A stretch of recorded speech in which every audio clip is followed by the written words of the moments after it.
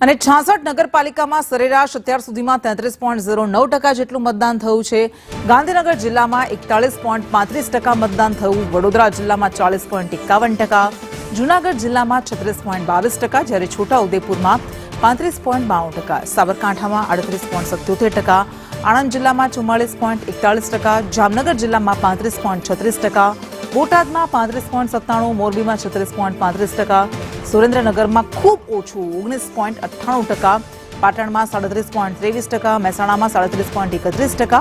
દાહોદમાં 40.39%, અમરેલીમાં 36.02%, જ્યારે અમદાવાદમાં 30.21% મતદાન થયું છે, નવસારીમાં 32.36%, જ્યારે ભાવનગરમાં 33.53% મતદાન થયું છે, ખેડા જિલ્લામાં 35.95% અને પોરબંદર જિલ્લામાં 32.72% મતદાન, જ્યારે રાજકોટ જિલ્લામાં પણ એકંદરે ઓછું થયું છે, 28.63% મતદાન, તાપી જિલ્લામાં 33.67%, કચ્છ જિલ્લામાં 26.41% અને વલસાડ જિલ્લામાં 30.19% મતદાન નોંધાયું છે। પંચમહાલ જિલ્લામાં 31.25%, ગીર સોમનાથમાં 31.99%, મહીસાગરમાં 30.42%, દ્વારકામાં 26.58% મતદાન થયું।